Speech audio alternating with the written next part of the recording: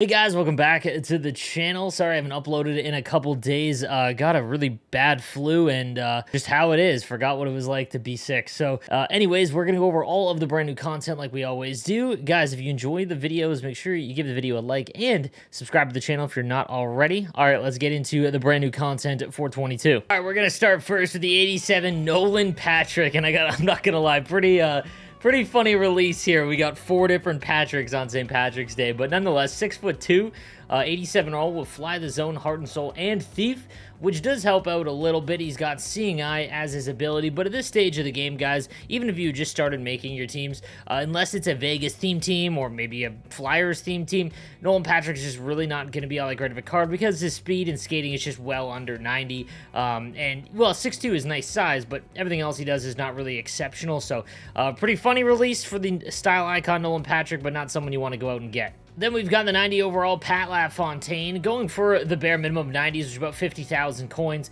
with gold quick draw, which does make him a little bit interesting because I still think that you need at least one center with gold quick draw on your team, and does have booming shot as well, so his body checking would go up to 89, agility get a little bit higher as well, and his speed's at 92, which isn't terrible. The only issue here is that if you're going to put him on center, he's only 5'10", so there are better centermen out there that are in the same price range, but again, if you're trying to get a Pat LaFontaine for one of your theme teams, then this one's not bad, but yeah, just way better options. This would be a card I would throw into a set. Then we've got the 92 overall Patrick MARLEAU, and for anyone like me who will be building a Sharks theme team, this one's got elite edges and seeing eye.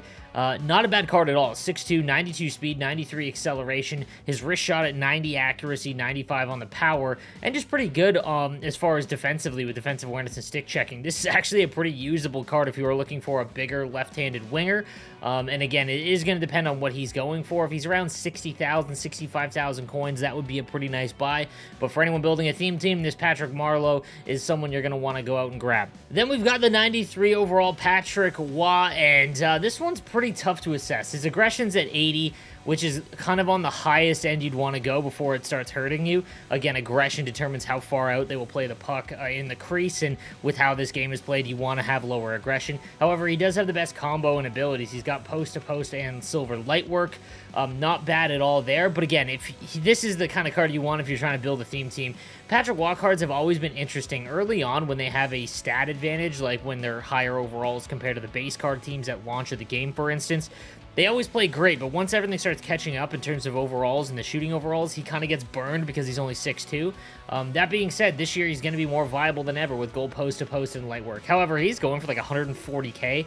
And like I said, unless you're trying to build an Avalanche theme team, that's way too much in my opinion. All right, on to some of the new 16-bit cards. We've got the 91 MACKENZIE WEEGAR, and this is actually a nice value. He's going for the bare minimum of like 55, 60,000 coins. He's got Workhorse and Distributor, but he's also got Stick 'em Up and Truculence, which is an awesome combination even at 6 foot overall. If you were looking for a right-handed defenseman, maybe on your third pair, or even if you've got a base team you started late in the year, this is definitely a decent card to go out and grab if you are looking for that. Just an awesome ability and synergy combo all the way around in MACKENZIE WEEGAR. Next, we've got the 92 Max PACIORETTY, 6'2", going for about 70,000 coins, 92 speed, 92 acceleration, mid-90s shooting, and does have gold close quarters. If he would be your top-line left-handed winger, this wouldn't be a bad buy just because of the gold close quarters. I think it's really good on your top pairings.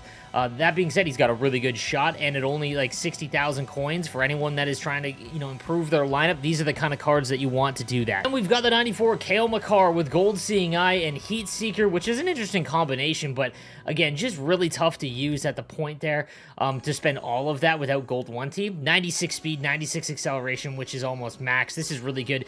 I really think that KALE MAKAR is going to need truculence to be able to use competitively, but this is still a really fast card. If you are someone who likes the Adam Fox kind of cards, then obviously this is a decent one for you. You can also go a booming shot here instead of thief to help out with his body checking, which I think is probably the play. He is going for quite a bit though right now at 235. That's kind of pricey for, again, if you are a Division 1 or you're trying to compete in GWC. If not, really good card all the way around if you're someone in the lower divisions. And taking a look at his X Factor card, And he's got almost max skating at 94 overall, which is kind of a nice value. And he does have silver stick him up, but the rest of his abilities just not really good for the cost you're going to have to input. However, if you are looking for his team of the season card, I don't think he's going to go up much more before team of the season, maybe 1 or 2. You just want to avoid the 97, 98s, which would really reduce the cost of team of the season. So if you've already got MAKAR up this high, I'd probably just keep going because you're going to have a good shot at getting a cheaper team of the season in comparison to someone like McDavid or Matthews, where you get into that 12 collectible range. Moving on to the prime times, we've got the 95 KIRILL KAPRIZOV with Gladiator as well as Booming Shot. Really nice combo of synergies there to help out his body checking with Gold Seeing Eye. Man, they love Seeing Eye today. And Close Quarters, which is a nice combo there. KAPRIZOV is obviously just a little bit smaller, so again, if you play that competitive style, he's not really going to benefit you. Think of, like, if you struggle with Patrick Kane, you're going to struggle with KAPRIZOV. That being said, I've seen a lot of players use him and be really shifty with him. I would have liked to see him at this stage of the game get a skating synergy, but nonetheless, this is still a very good card. I would probably sell, though, because there are better 95 overalls with a couple 100,000 coins that you're probably going to have to, or you're probably going to get for him. You could probably use it a little bit better. Taking a look at his X Factor of a 95 overall, he's got gold tape-to-tape, silver wheels, which is half decent, and then he's got the option of either 96 acceleration, 96 or 96 speed. Everything else is essentially 99. Again, same kind of situation with MAKAR. He is probably going to get team of the season, and if he does, it'll be a cheaper, it'll be a cheaper upgrade to get his team of the year as opposed to, or team of the season as opposed to some of the other cards. But I'll do a video to prep you guys on team of the season. All right, then we've got the 96 Steven Stamkos going for about 400,000 coins right now. 95 speed, 96 acceleration, 99 on the draw, everything defensively. This is a phenomenal card all the way around. If you don't have Stamkos' X Factor card, his 96... at 400k, obviously extremely pricey, but compared to even just some of the other Master Set cards that are out, 95 speed, 96 acceleration, then 99 everything else is definitely usable if you are looking for a centerman there. We'll take a look at his X Factor card because I still think it is one of the better ones that you can have, but if you're going to start it now, there would be really no point. However, you're looking at, like I said, 97 speed, 96 acceleration.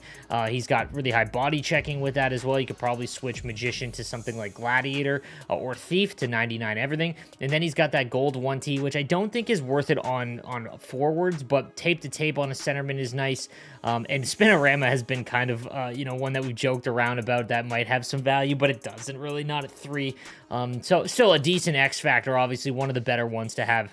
Matthew KACHUK gets a 96 overall. He's having a great season, obviously, but there is a reason why this 96 is only going for 200k and the 96 Stamkos is going for 400k. He's 99 everything, but his skating is 91 speed, 92 acceleration, and he's only 6'2". It's not like he's 6'6". It's always going to hold him down, but at 200k for this 96 overall, it's not awful, in all honesty, because he's big and he still has that, really, really good defensive stats. You're just never going to be able to break the puck out with him. We'll take a look at his X Factor. His X Factor, I've said this all year round, is one of the worst.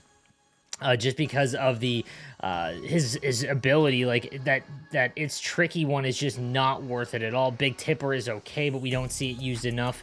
And again, he doesn't get a double speed sin, which is awfully tough here. So Matthew KACHUK, hopefully he gets better skating stats or something next year to make him a little bit more viable competitively. Obviously, if you're not looking for that, he's still a fun card to use. And then lastly, we've got the 97 Victor Hedman. And man, this card is, one of the best defensemen you're going to have all year round. I've said this since his Team of the Year came out. Gold Seeing Eye and 1T, you want to see these flipped, but still a very valuable combination because it's really the only way to score D-to-D one-timers regularly. Not that it's impossible to without them, but it makes it regularly.